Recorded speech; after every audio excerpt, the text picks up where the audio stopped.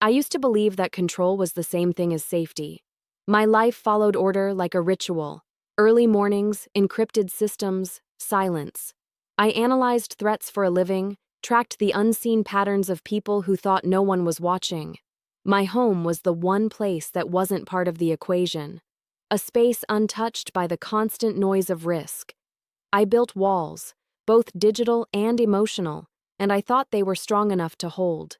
That illusion cracked on a calm Monday morning, in the middle of another routine briefing. My phone buzzed softly against the edge of my desk. Motion detected in home office. The words seemed harmless, a false alert maybe. I kept typing for another minute before curiosity won. When the second notification came, multiple movements detected, I opened the camera feed. What I saw froze everything inside me. If you're hearing my voice right now, take a breath and hit subscribe before we go any further. Because this one changes everything. What started as a normal morning, a simple security alert, became the moment my world collapsed. Stay until the end, and you'll understand why what I saw that day still haunts me. My parents were in my office. At first, it didn't register as danger. They looked ordinary, familiar outlines framed by the light coming through the blinds. My mother stood by my desk, her hand moving across the surface like she was dusting. My father hovered near the bookshelf. For a few seconds, I let myself believe they'd shown up early for a visit, maybe tidying up, maybe bored. But then my eyes caught the glow of my monitor, and I saw the open files across the screen. My work laptop, the one carrying restricted intelligence reports, the one that should have never left the agency. They weren't cleaning. They were accessing. The feed stuttered, then refocused. My mother's movements became deliberate, scrolling, pausing, zooming. My father adjusted the angle of the screen. My pulse started to count the seconds like a clock ticking towards something irreversible. I hadn't given them a key. I hadn't shared any passwords. Yet they moved through the system like people who already knew where to look. A low hum filled my ears, the sound of panic pretending to be logic. Training took over before emotion could. I reached for my phone, thumb hovering over the emergency code sequence built for one purpose: containment. The moment I pressed it, command would receive the alert, and federal response units would move. I hesitated, feeling the weight of what it meant. Reporting your own family isn't something you prepare for, even when you live inside a world of protocols and secrecy. But hesitation is a luxury in my field. I pressed the button. A red banner flashed across the screen. Breach reported. Response initiated. For a heartbeat, I just stared, trying to process the fact that the emergency I had just declared was inside my own home. My reflection shimmered faintly on the black glass of my office window. I looked calm, the same expression I'd practiced in interviews, but my hands were shaking hard enough to blur the text on my monitor. I remember standing up, coffee sloshing over the edge of the mug, papers slipping to the floor like snow. The office around me kept moving, colleagues speaking, phones ringing. But all of it sounded distant, muffled, irrelevant. I walked out before anyone could stop me. The drive home felt longer than any mission I'd ever taken. Every red light bled into the next. My phone kept pulsing with system updates, timestamps, power fluctuations, unauthorized data transfers. Each alert another drop of acid burning through the certainty that my life still made sense. By the time my street appeared ahead, the first tactical units were already mobilizing. From the outside, my house looked peaceful. Porch light off, curtains still, a postcard of suburban quiet. Inside, everything was already broken. I stepped through the front door and smelled ozone and printer ink, the scent of electronics running too hot. The hum of machinery echoed faintly down the hallway. My office door was half open, light spilling out across the floorboards. I moved toward it, one slow step at a time, heart sinking with the pulse in my wrists. The scene that waited on the other side didn't look real. My father's briefcase sat open on the chair, papers half folded inside. My mother's purse rested on my desk, a metallic flash of a device peeking from within. A drive shaped like the ones we used in the field, not something you'd buy in a store. On my screen, Dozens of folders glowed like open wounds, names, operations, encrypted files that should have required two-factor clearance and biometric ID. They had been there for hours. The access log in the corner confirmed it. 2 hours and 17 minutes. I could see the cursor moving, page after page scrolling. Not curiosity, method, not accident, mission. The human mind does strange things under pressure. I remember details that shouldn't matter. A small plant on the windowsill, sunlight cutting through dust, the reflection of my own face on the laptop screen. For a few seconds, I watched myself watching them. I felt like a ghost haunting my own life. Somewhere beyond the house, the sound of sirens began to rise. Low at first, then growing. The distinct wail of proximity. My two worlds, professional and personal, were about to collide in a way that would scar everything. I didn't move. I just stood there, the distance between me and my parents shrinking to a silence so heavy it pressed against my chest. When the first federal vehicles stopped outside, I finally exhaled. Tires screeched, doors slammed, commands shouted through radios. The moment froze in time, one version of me still the dutiful daughter, the other already classified as a potential suspect. The sound of boots thundered through the hallway, sharp and final. Light burst across the room from tactical lamps. I stepped back automatically, training overriding panic. My phone vibrated in my pocket. Final confirmation. Response team has arrived. Secure location. Do not engage. But it was already too late for distance. I was standing inside the epicenter of the breach. The walls that had once defined safety now pulsed with blue and red light.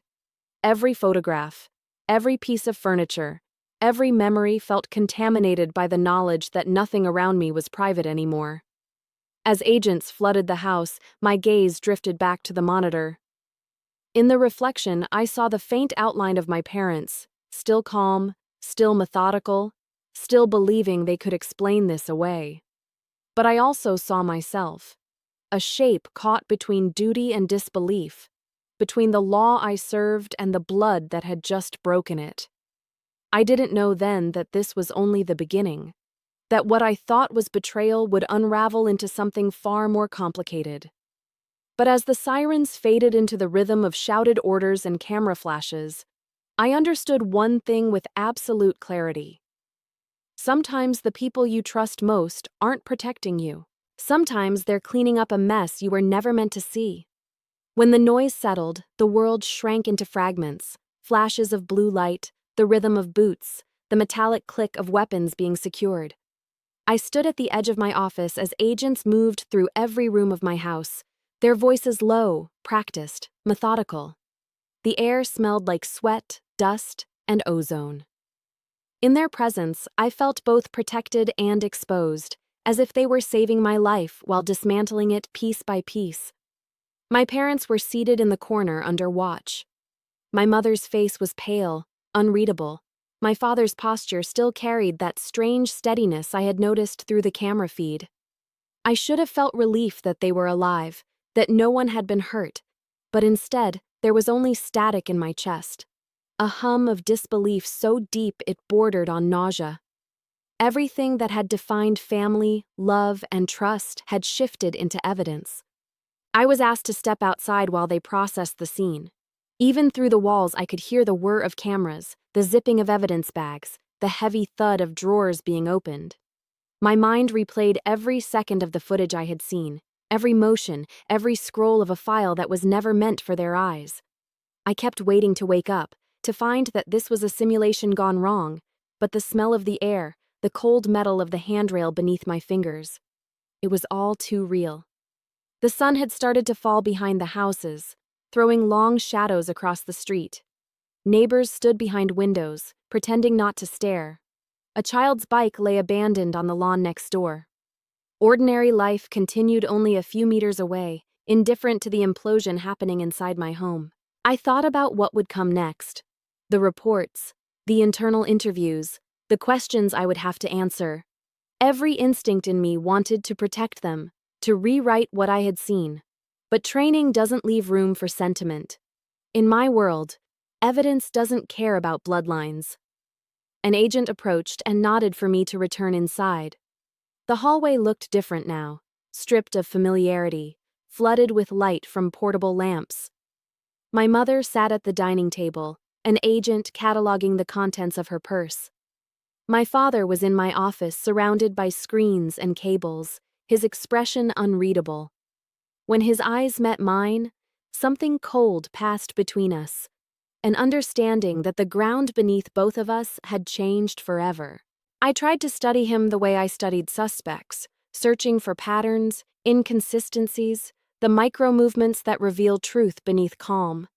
He didn't look afraid. He looked resigned, like a man who had already calculated every possible outcome and accepted them all.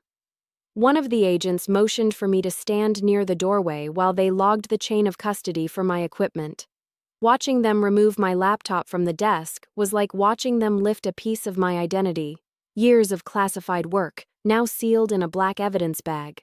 My badge, my credentials, my security clearance, all of it suddenly fragile, dependent on the outcome of a story I hadn't even begun to understand. The sound of paper filled the silence. Printed pages stacked, marked, numbered. It was strangely rhythmic, almost hypnotic. That's when I noticed the faint outline of fingerprints on the glass surface of my desk, left in the dust from the morning light. 2 sets. My mother's smaller, overlapping the larger prints of my father. Proof of presence, proof of contact, proof that love leaves traces even when it destroys. When the agents finally finished, the house looked like a crime scene from someone else's life. Evidence markers dotted the carpet, cables trailed across the floor, the faint smell of latex gloves hung in the air. My parents were escorted separately to waiting vehicles. Their faces remained blank, drained of color, yet there was something unspoken between them. A rhythm, a quiet understanding that I could sense but not interpret. As the last agent stepped outside, I was told to lock the door and wait for further instructions. I closed it slowly, the latch clicking into place with finality. The silence that followed felt heavier than the noise. I walked through the rooms in a daze, tracing the outlines of light where the lamps had stood, the faint depressions in the carpet where chairs had been moved. My home had been turned inside out. I paused at the desk and looked at the empty space where my laptop had been. The reflection in the blank monitor showed a woman I didn't quite recognize, shoulders tense, eyes hollow, a line of fatigue across her forehead. For years, I had believed my life was defined by discipline, by loyalty, by control. Now it was defined by absence. Outside, the sky was deepening into blue. The sound of sirens faded into the distance until there was nothing left but the whisper of wind through the trees. I sat down on the edge of the bed, still in the clothes I'd worn to work, and tried to slow my breathing. Every muscle in my body ached with the weight of adrenaline wearing off. I wanted to cry, but even that felt dangerous, as if emotion itself could be used as evidence later. That night, I didn't sleep. I watched the shadows crawl across the ceiling until dawn, waiting for a message that never came. My house no longer felt like mine. It felt like an echo, a shell built on the illusion of privacy. By morning, I understood something essential. Once the truth enters your home, it never leaves. It lingers in the walls, in the air, in the memory of sirens outside your window. I didn't know it yet, but this was only the first layer of betrayal. The real story, the reason behind everything, was still buried beneath the calm, waiting to surface. Morning came without light. The house felt gray, like the air itself carried residue from the previous night. Fingerprints, footprints, fragments of voices that still hung between the walls.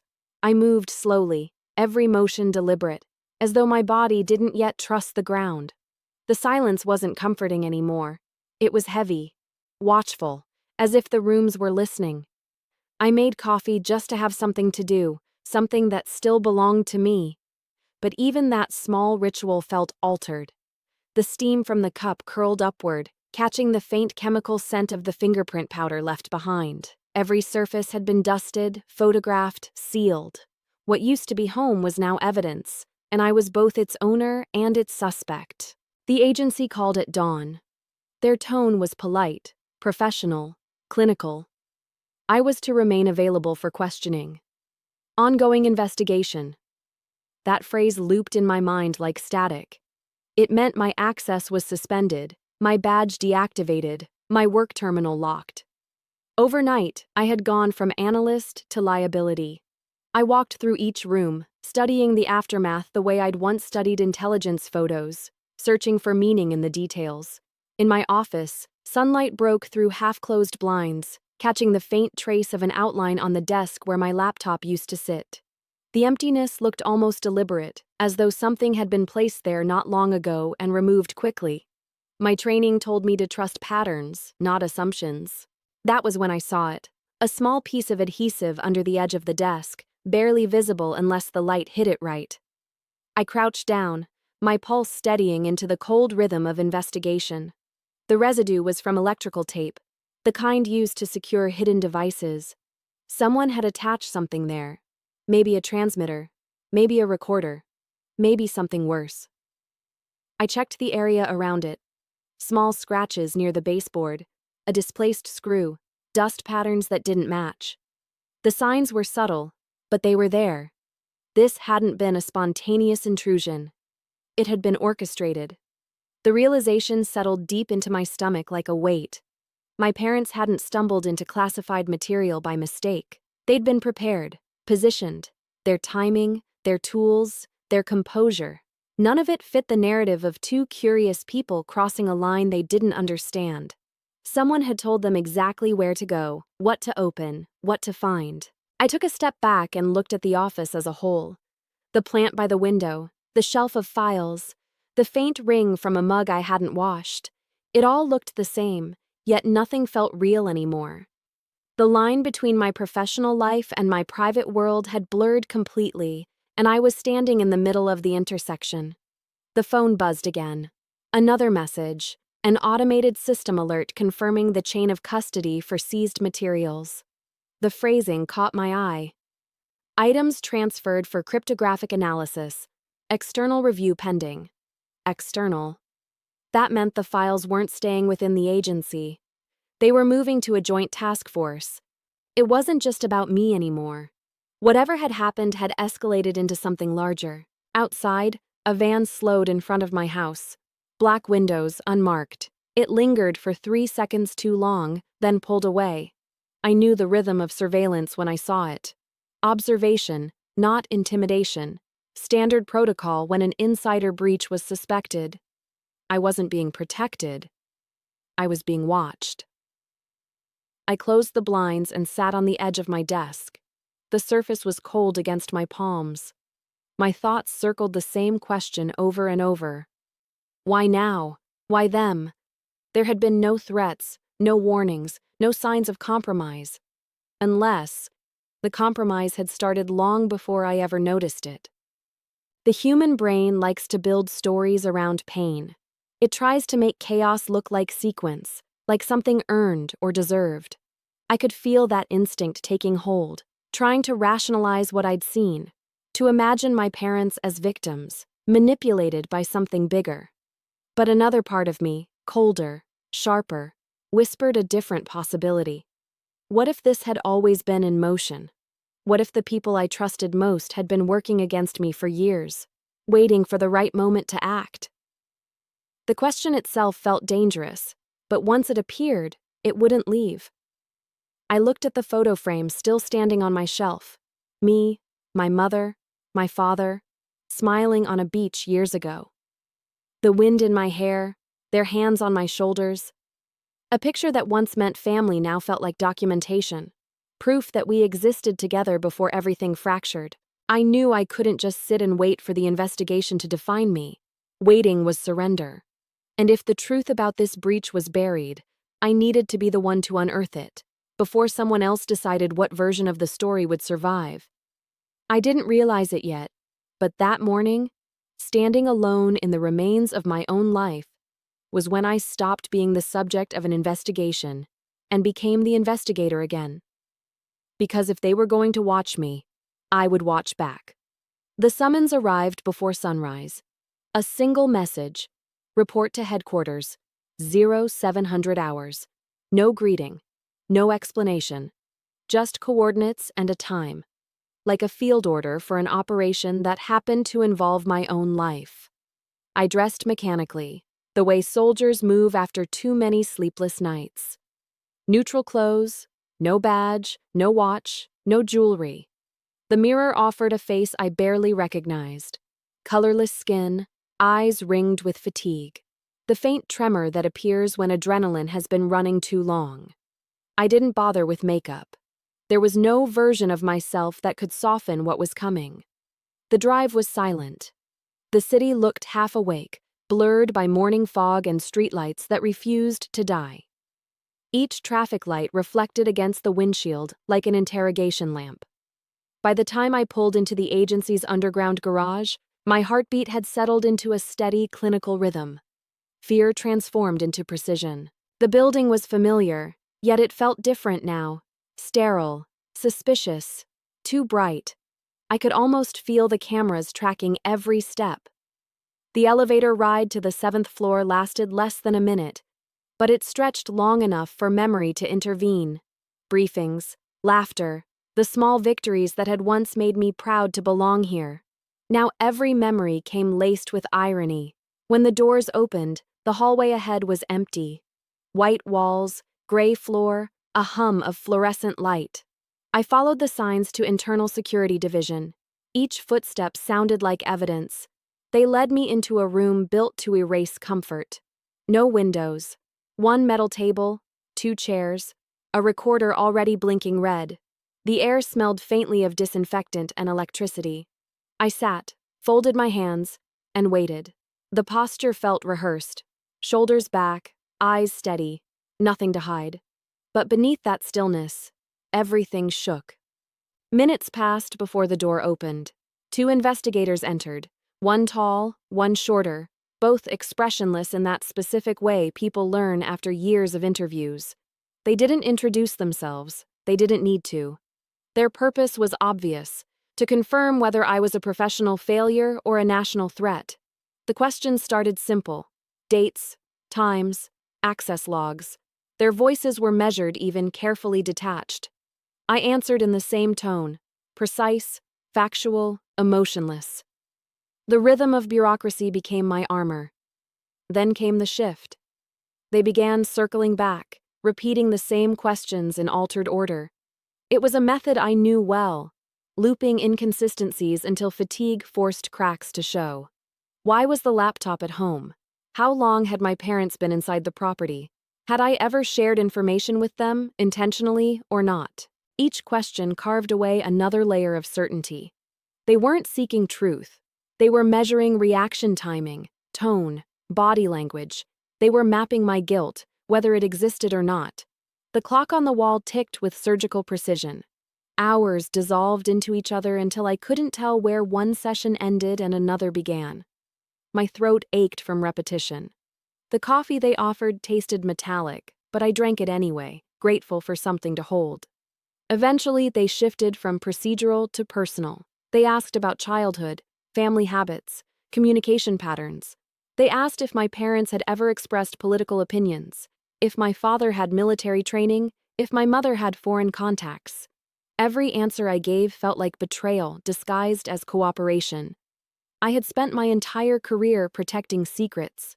Now I was forced to dissect my own family as if they were case files. At some point, the shorter investigator slid a printed sheet across the table. My own words stared back at me, emails time-stamped and annotated, messages to my brother, to a colleague, to a superior, each one highlighted like evidence of conspiracy. The interpretation was wrong, but the pattern was convincing. They were building a narrative. Emotional stress, possible carelessness, potential intent. I recognized the technique because I had used it myself, constructing motive from fragments until coincidence looked like design. It was terrifying to watch that same machinery turn against me. By the 3rd hour, exhaustion blurred thought. They kept their tone calm, but the subtext hardened. Negligence, complicity, collusion. Each word landed heavier than the last. They didn't accuse me outright, but they didn't need to. The implication was enough. I remember staring at my reflection in the metal surface of the table. The distortion bent my features, turned me into something half familiar. I wondered how many people had sat here before me, insisting on their innocence while the walls absorbed every heartbeat.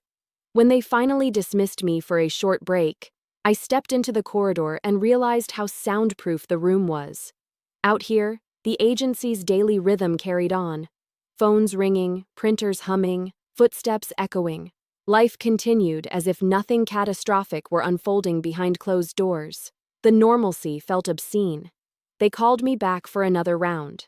This time, the questions centered on trust. Who had access to my schedule? Who knew my routines? Who might have influenced my decisions? The way they phrased it made me realize something chilling. They weren't just investigating a breach. They were mapping connections. Anyone close to me had become a suspect by proximity. I thought of Jennifer, my colleague who had covered for me on long nights. I thought of my brother, who once borrowed my car and might have noticed the laptop case in the back seat. The net was widening, and I was at the center. By the end of the session, the taller investigator leaned back and studied me for a long time. The silence that followed was more suffocating than the interrogation itself. In that stillness, I understood that truth wouldn't save me. Not yet. Institutions move slower than innocence. They released me just after dusk. No reassurance, no explanation. Just a form to sign acknowledging the continuation of the inquiry. My hands shook slightly as I wrote my name. Outside, the air felt colder than it should have. I stood in the parking lot, staring at the horizon bleeding into the last light of day. The city looked the same, but I no longer belonged to it. Every building seemed to hide a watcher. Every shadow carried an echo of that room. That night, I replayed the questions in my mind until they became indistinguishable from my own thoughts. I realized that interrogation doesn't end when you leave the room. It follows you home, lives inside your silence, and waits for the next question you'll have to answer, this time to yourself. And that was when I decided, if they were going to keep asking, I'd start asking too. Not for survival, for truth. Sleep became impossible after that day. Every time I closed my eyes, I saw the reflection of that interrogation room, the metal table, the sterile light, the faint hum of the recorder that never stopped blinking. I'd wake before dawn with the taste of metal in my mouth, certain someone was watching even in the dark. The quiet had turned from comfort into surveillance. For years I'd taught myself that paranoia was a liability, an emotion that clouded logic. But paranoia, I was beginning to understand, was also a form of awareness. It meant you were paying attention. I started to notice things that hadn't seemed important before. The same car parked across the street every morning, its windows tinted just enough to conceal the driver. The subtle clicks on the phone line when I called my colleague Jennifer. The way my emails began to delay, timestamps shifted by seconds that didn't add up. Every small anomaly stacked on top of the next until they became impossible to dismiss. I was still officially on leave, pending investigation, but I could feel the invisible perimeter closing around me. No one told me I was under surveillance, yet every instinct screamed that I was. On the third night, I unplugged every electronic device in the house, the router, the smart thermostat, even the television. The silence that followed felt almost holy, as if the walls had finally exhaled. I sat in the dark with a single notebook and a pen, the old tools that couldn't be hacked. I began listing every variable, the timeline of the breach, the items removed, the agents involved, the sequence of questioning, the behavior of my parents before the incident. Every pattern had to be reconstructed. My mind reverted to its training, methodical and detached, building logic out of chaos. By the second page, one name kept resurfacing: Christopher Hayes. He had been my direct superior, the one who first called me during the drive home that day. His tone had been too calm, too prepared, as if he already knew what was happening before I told him. At the time, I was too panicked to notice, but now the memory replayed differently. His words hadn't been shock. They'd been management. Control. I pulled up old internal messages from him stored in my private archives. Nothing confidential, just generic communications I'd mirrored for personal reference. As I scrolled through them, I noticed something subtle: metadata inconsistencies. Emails dated hours before they were officially logged, attachments with altered checksum values, headers routed through external relay points. It was the kind of digital fingerprint left by someone masking their true origin, the hallmark of an insider manipulating the system itself. A cold understanding settled over me. Christopher wasn't just a superior. He had been inside my data long before the breach ever happened. I felt my pulse quicken, not out of fear, but recognition. I'd spent years analyzing foreign operations that looked exactly like this: the patient infiltration, the quiet grooming of trust, the carefully timed collapse. The signature was the same, only this time the target was me. I closed the laptop and sat still for a long time, listening to the wind push against the windows. Somewhere outside, a siren wailed faintly, its pitch rising and fading like a breath. I realized how much of my identity had been built on the idea of control, of being the observer, never the observed. That illusion was gone. At dawn, I drove. No destination, no plan, just movement. The only thing that still felt like choice. The city looked indifferent, all glass and motion and routine. I passed my office building, now sealed behind security tape, and felt a strange detachment, like watching the shell of a life I no longer inhabited. I ended up by the waterfront, the air sharp with salt and exhaust. The water looked calm, but the current beneath it moved violently, invisible from the surface. It mirrored the way everything around me felt, still on the outside, unraveling underneath. I thought about my father, about the precision of his movements when I'd seen him on that camera feed. That wasn't a man stumbling through curiosity. That was a man following instructions. Someone had trained him, or forced him. And if Christopher had been manipulating systems from within the agency, he might have been the link. My father, my superior, both playing roles inside a game designed to keep me blind. I knew what I had to do next. If the system had turned against me, I would turn the system against itself. I still had access to fragments, backdoors, forgotten credentials, the kind of quiet access points that analysts leave buried for emergencies. It wasn't enough to restore my clearance, but it was enough to watch without being seen.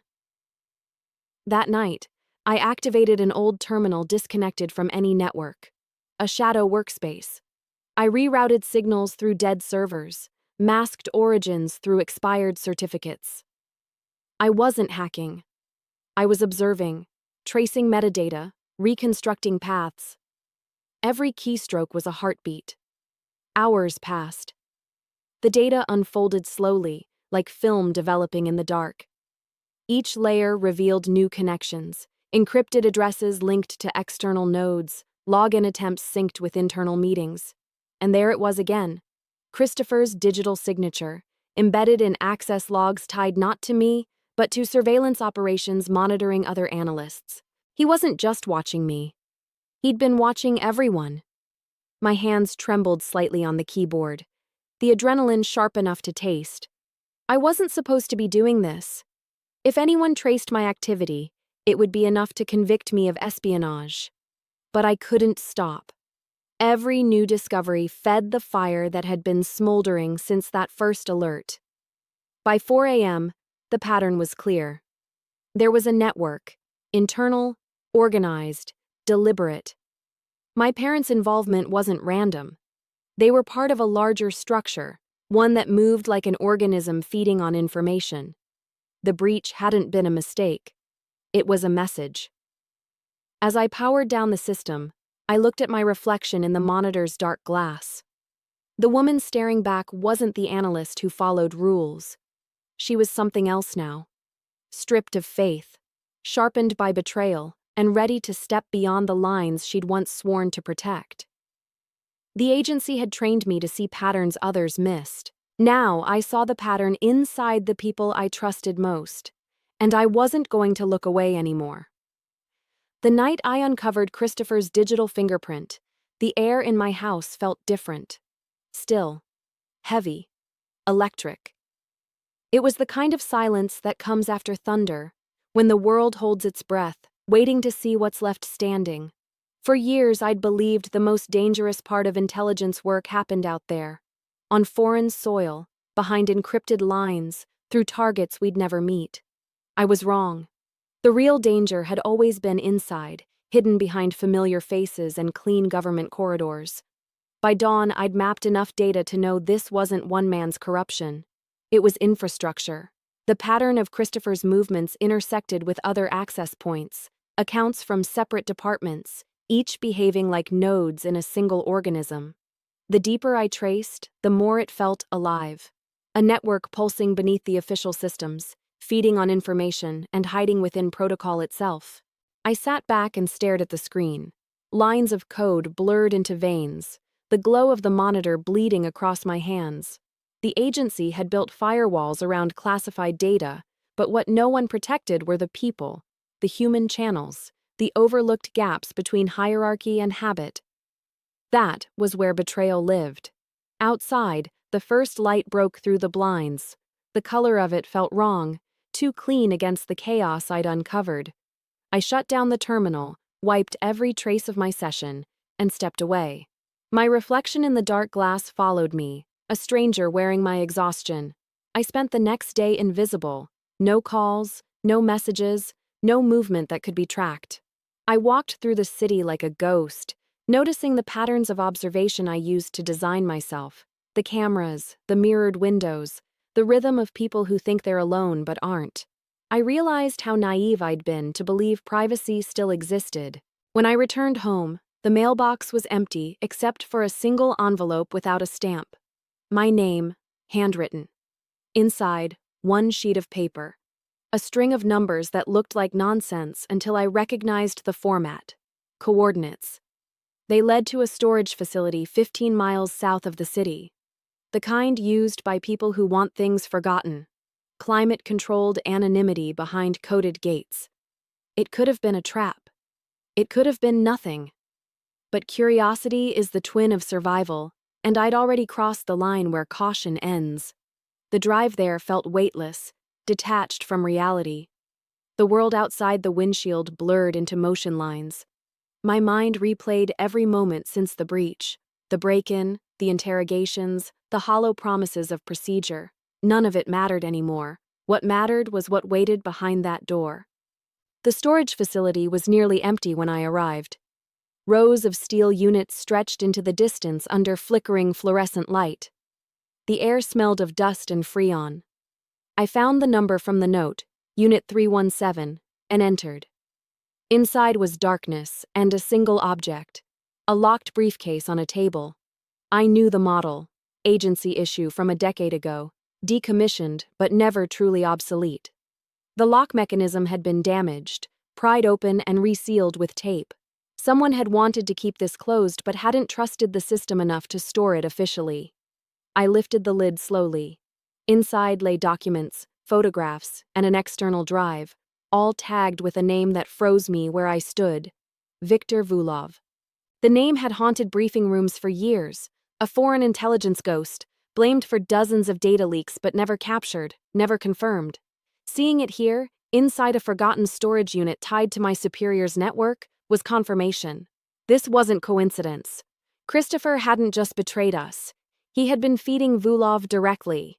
I scanned the photos under the dim light. Meetings in parking lots, exchange sites, handoffs. In one picture, the angle caught half a face, Christopher's profile blurred but unmistakable. Another photo showed a safe house marker I recognized from internal maps, circled in red ink. The drive was labeled with a single word: Northbridge. That was the operation I had overseen before everything collapsed, a surveillance project tracking Vulov's communication channels.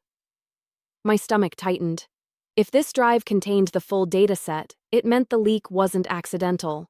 It was designed from the start. I pocketed the drive and resealed the case. The instinct to run battled the instinct to think. I forced myself to breathe, to move slowly. Cameras might still watch this place. On the drive back, I realized what my father's actions really were. Not theft, but choreography. He had triggered the breach intentionally to expose the network without revealing the real evidence. The USB the FBI had seized was never the full archive. This was. Back home, I connected the drive to an isolated system. No network, No traceable signals. It took 20 minutes to decrypt, but when it opened, I saw it. A complete ledger of names, accounts, transactions. Years of espionage wrapped in ordinary bureaucratic language. Christopher's signature appeared again and again, authorization codes disguised as routine clearances. And buried near the bottom, one more revelation. The name Robert Adler listed under external operatives. My father's name. For a moment, the world tilted. I had known his involvement, but seeing it in cold type transformed understanding into pain. He hadn't just been manipulated. He had participated, for reasons I still couldn't see. Maybe to protect someone. Maybe to redeem something. Maybe both. I leaned back, hands covering my face, and felt the full weight of the paradox. Every discovery brought me closer to truth, but truth was dismantling every structure I'd ever trusted. The agency, my career, my family. The data showed movement, recent transfers, fresh authorizations. The operation wasn't dormant. It was alive, still feeding. That realization snapped everything into focus. I couldn't take this to internal affairs. They'd bury it under red tape and politics, and I couldn't trust the people above me. Not anymore. If I wanted justice, I'd have to finish what my father started. To do that, I'd need help. But not from within the system. From someone who believed in truth more than procedure. Someone willing to risk everything. I didn't know it yet, but that someone was already watching me. The night after I found the drive, sleep wasn't even a consideration. My pulse carried too much noise, every heartbeat echoing with what I'd uncovered.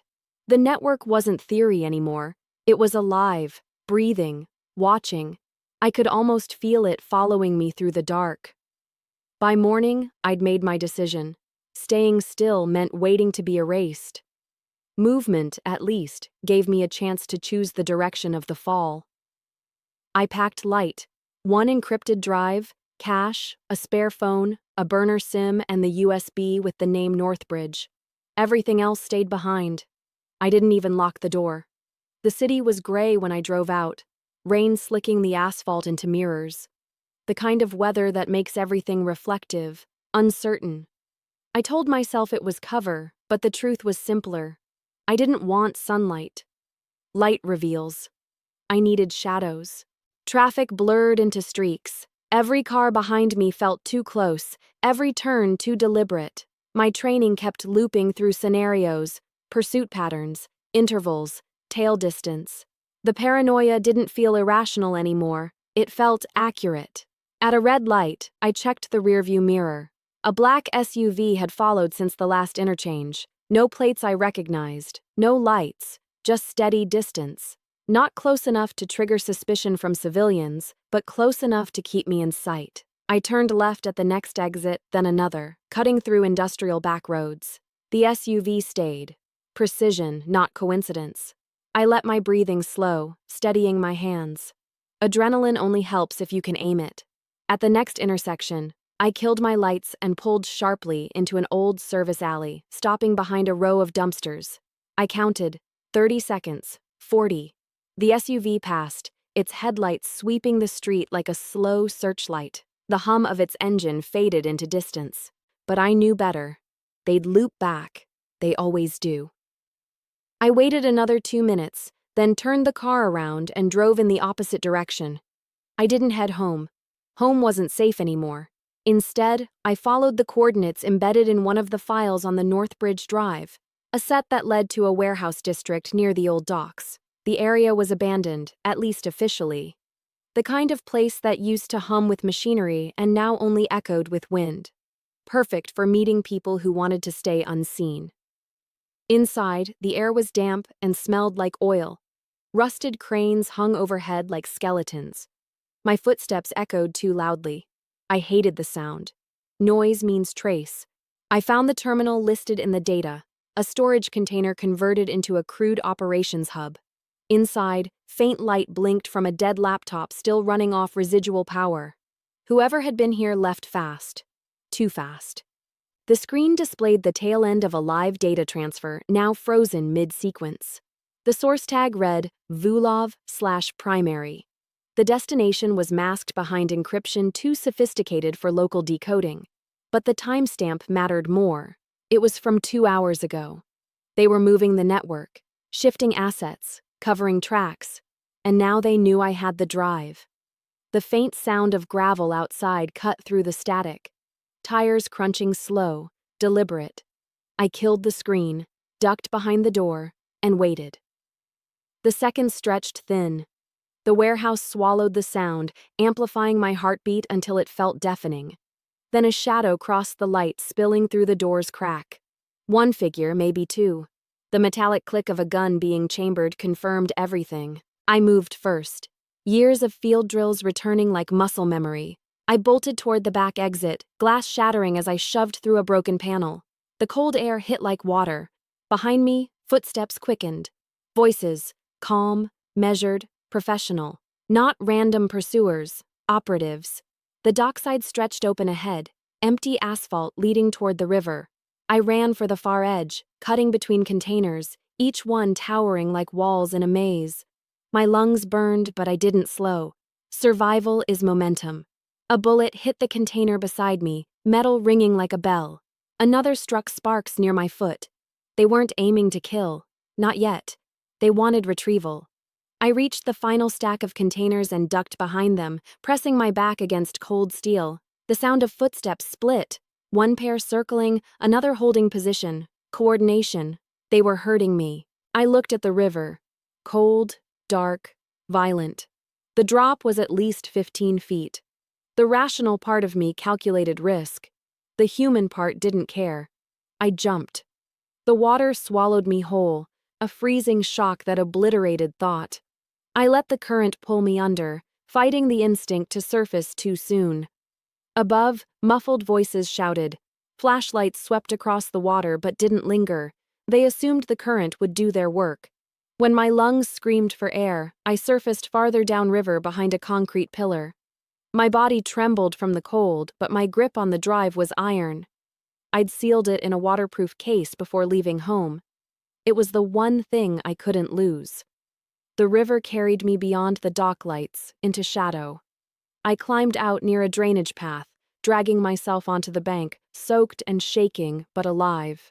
My breath came in uneven bursts, each one turning into fog against the night. I looked back once, the warehouse now distant, sirens faint in the background. They would find the broken glass, the prints, the water trail. But they wouldn't find me. I'd spent my career learning how to analyze chaos. Now I was living inside it. As I lay there catching my breath, one realization surfaced, clearer than anything else. I wasn't running from them anymore. They were chasing me because I had something they feared, the proof of their existence. And fear, even in the powerful, is a weakness. By sunrise, I'd be gone. New name, new route, new plan. The game had shifted. For the first time since the breach, I wasn't the hunted analyst caught in someone else's story. I was the hunter. By the time I reached the highway, dawn was bleeding across the horizon, pale light over wet asphalt, a sky still bruised from night. The river had stripped me raw, but the cold had done something useful. It made me think clearly again. Fear burns out fast in freezing water. What's left is instinct. I walked for miles before finding a gas station that opened early. The clerk didn't look twice at the drenched woman in front of him. I bought coffee, a prepaid phone, and a change of clothes from the clearance rack. In the bathroom mirror, I looked like a version of myself that didn't exist on any record. Pale, anonymous, unremarkable. That anonymity was survival. Outside, trucks groaned awake, engines echoing against the emptiness. I sat in the corner of the lot, wrapped in a thin hoodie, the coffee shaking in my hand. My pulse still hadn't returned to normal. Every muscle remembered the sound of gunfire, the weight of water closing over me, the instinct that had screamed, move now or die. The world didn't know yet that the woman on every security bulletin was sitting here with mud still drying on her shoes. I had 48 hours, maybe less, before the network recalibrated. Once they confirmed I was alive, they'd come again. They wouldn't make the same mistake twice. I powered on the prepaid phone and connected to a ghost line, one of the few networks I'd built years ago for emergencies. The encryption was crude by agency standards but invisible to commercial trackers. I had one message waiting, time-stamped 3 hours earlier. You're not dead. Meet me where trust ends. No name, no signature, just coordinates. Every part of me wanted to ignore it. It could have been bait, a trap disguised as help. But the phrase, where trust ends, was familiar. It was something Sarah Morrison once said during a late-night briefing months before the breach. She'd been one of the few people who believed that truth was never clean, that loyalty was just a currency everyone spent differently. If it was her, it meant she'd been tracking the same network. If it wasn't, I'd find out soon enough. The coordinates pointed to an old commuter terminal on the outskirts of the city, decommissioned years ago after the rail collapse. A place forgotten, silent, and out of sight. Exactly where people like us went when we didn't want to be found. I hitched a ride with a truck heading east. The driver didn't ask questions. I stayed quiet, pretending to sleep while the landscape blurred by. Industrial fields, broken billboards, distant power lines cutting the morning in half. Each mile was a countdown. When I reached the terminal, the building looked like it had been abandoned mid-thought. Rusted tracks disappeared into weeds. The walls were cracked, plaster peeling like old paper. Birds nested in the rafters. The silence felt ancient. I moved slowly through the empty hall, boots echoing against concrete. Light filtered through shattered windows, cutting the air into narrow gold bars. In one of those beams stood a shadow. For a second, instinct pulled me toward cover. Then the light shifted, and I saw her. Sarah. Time had changed her face. The calm professionalism I remembered had been replaced by exhaustion and defiance. She looked like someone who'd been running too long but refused to stop. I didn't speak. I just stood there, taking in the proof that I wasn't alone. The relief hit harder than I expected. For weeks, I'd carried the weight of silence like armor. Seeing her cracked it. Sarah gestured toward a table half covered in files. The paper edges curled from dampness. Maps, photos, and data prints covered every surface. She had built her own investigation, parallel to mine. I studied the arrangement. Color-coded strings, annotated timelines, satellite stills. The lines all converged on two names, Marcus Thornton and Christopher Hayes. She had found what I'd found. Maybe more. There's a moment in every operation where alliance replaces instinct.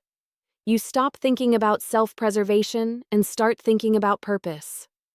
That's what happened as I scanned her work. We combined data. Her field intel matched my digital trail. Together, the pattern expanded. A full architecture of corruption branching across multiple agencies, private contractors, offshore accounts. Each node led back to Vulov. The network wasn't built to steal information. It was built to control it, shaping intelligence flow, manipulating outcomes, rewriting the truth from inside the system.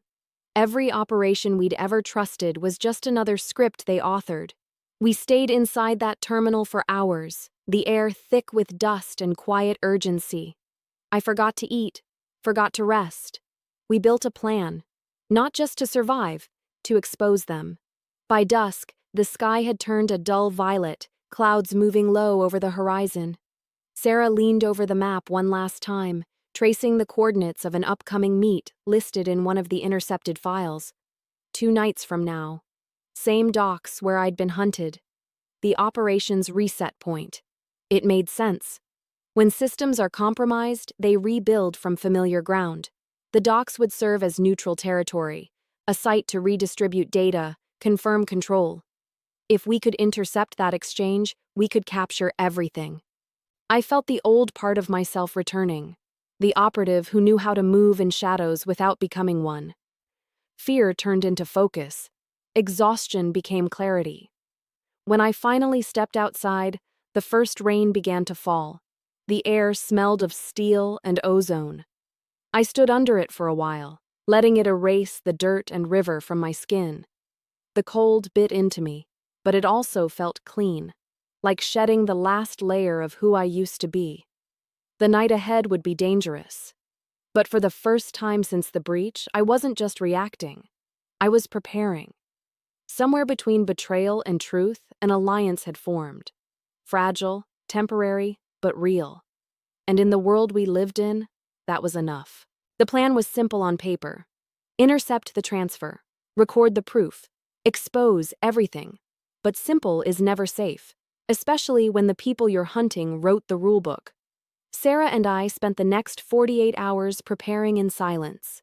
The terminal became our war room.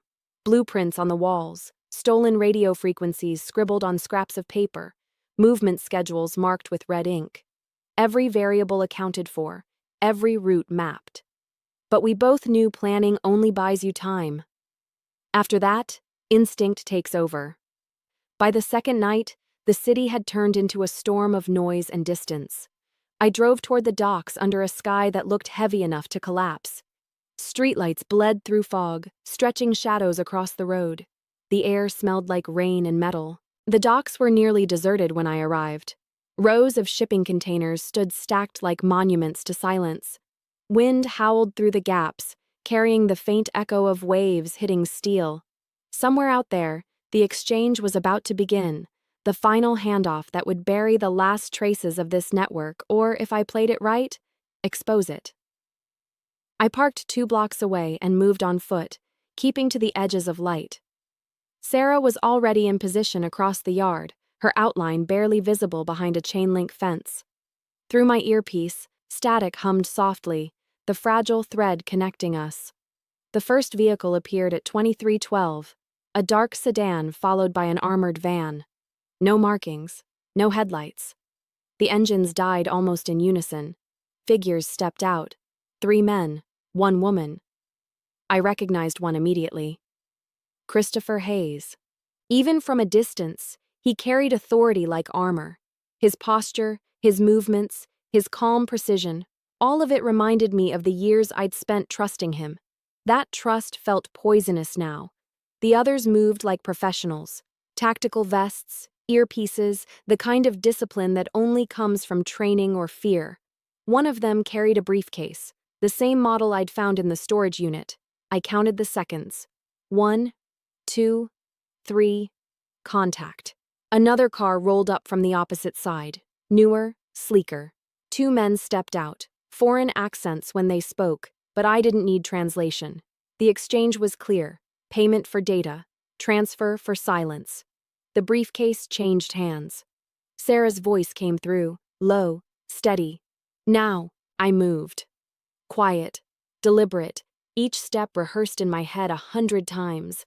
My camera was embedded in the collar of my jacket, transmitting directly to an offline recorder hidden miles away. One clear shot of Hayes making the handoff would be enough to expose everything. Lightning split the sky. For a fraction of a second, the entire dock flashed white.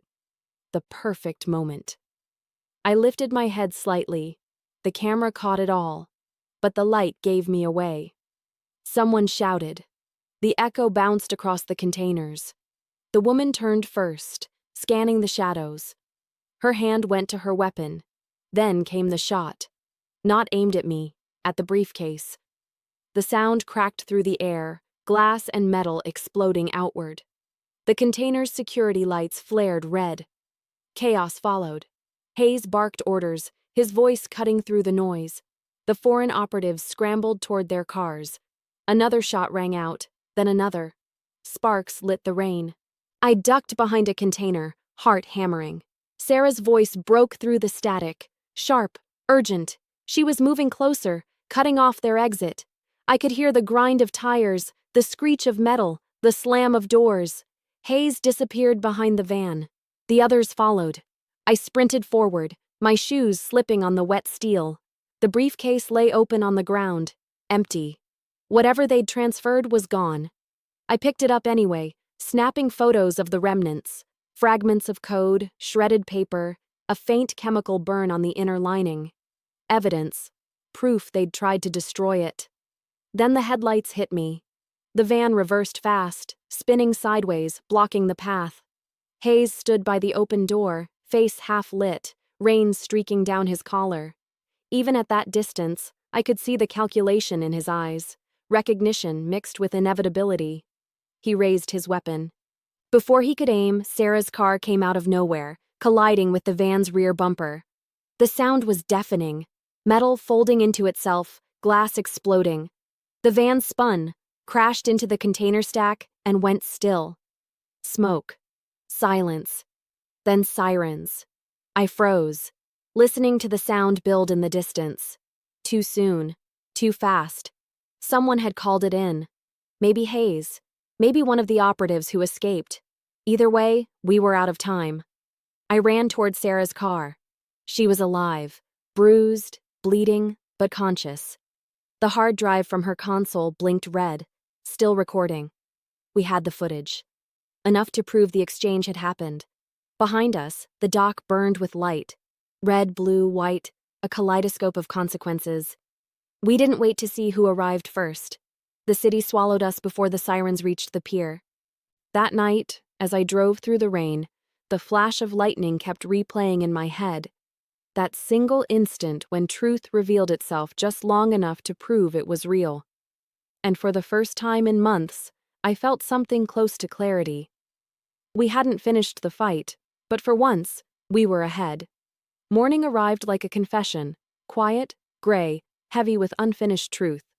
The footage from the docks played on repeat, the glow of the screen washing everything in cold light. Every frame mattered, every sound. Christopher Hayes, the handoff, the shot, all captured. It wasn't enough to heal what had been broken, but it was enough to expose what still pretended to stand. Sarah slept in the chair beside me, exhaustion finally claiming her. Outside, the storm had passed, leaving the streets slick and silent. For the first time in weeks, there were no sirens. Just the soft hum of a world that didn't yet know its story was about to change. We spent the morning reconstructing the timeline, syncing our footage, encrypting backups. The evidence was fragile, like glass. A single file corrupted, and it would vanish. But the truth was there, alive inside the data. A record of betrayal so deep it made every oath we'd ever taken feel like theater. By noon, we were ready. I transmitted the files through 3 dead relays, one leading into a secure drop we'd both agreed to use only if we didn't plan to return. It was the kind of decision you make once, when you finally stop believing the system will save you. After the upload, the silence in the room changed. It wasn't fear anymore. It was release. We had lit the fuse. Whatever happened next was out of our hands. That evening, the first leak hit. A journalist I trusted years ago, one who still believed evidence mattered, received an encrypted copy of the footage. Within hours, it spread quietly through the right channels, internal watchdogs, independent analysts, and eventually, the public. Screens lit up with the same frozen frame, Hayes in mid-transfer, the briefcase, the moment everything cracked open. The agency's official statement came 12 hours later. Words designed to soothe chaos. Internal misconduct. Ongoing review. Isolated incident. But the damage was irreversible. Too many eyes had seen the truth. Too many people had recognized the pattern. The silence that had protected them for years finally broke. I watched it unfold from the edge of the city, our old terminal now stripped bare, files burned, maps torn down. The war room had served its purpose. What remained was aftermath. Sarah stood beside me, arms folded, staring at the light breaking through the cracked ceiling. She didn't need to say anything. We both knew that in this line of work, victories are just quieter forms of loss. By the next day, warrants were issued. Christopher was gone, vanished between jurisdictions, leaving behind a ghost trail of accounts and burnt aliases. Vulov's name resurfaced on channels that hadn't been used in years. The network was wounded, not dead. Truth never ends cleanly. It just shifts shape. I didn't go back to the agency. My clearance was revoked, my record sealed. They called it voluntary resignation. I called it freedom. In the months that followed, I disappeared again. Not to hide, but to observe. The world keeps spinning, pretending it never saw what it saw. But I know better. Once you've looked inside the machine, You stop believing in coincidence. Sometimes, late at night, I replay the footage one last time. Not for proof, for memory. To remind myself that even in systems built on deception, there are moments when the truth breaks through. Raw, unstoppable, undeniable. That's what this story was. A fracture. A reminder that no structure is too large to fall, no secret too buried to rise. If you've listened this far, you already understand what that means. Secrets don't protect power. They only delay its reckoning. And if you believe that truth still matters, stay. Subscribe, follow, keep watching. Because stories like this don't end, they evolve.